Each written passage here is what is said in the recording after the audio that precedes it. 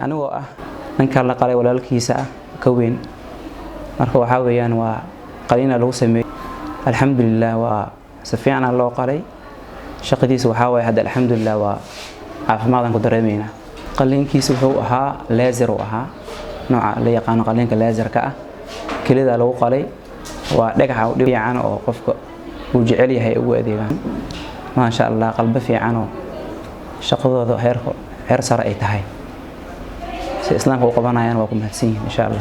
السلام عليكم ورحمة الله وبركاته. I am Dr. Haysam Khaddour, urologist in Kalkal Specialty Hospital. I will tell you about this patient. Our patient, 20 years old, come to us complaining of right renal stone, more than 2.5 centimeter, full of the pelvis kidney. So the decision was to make BCNL to him, and we do it. Alhamdulillah, it was success, and we remove all fragments.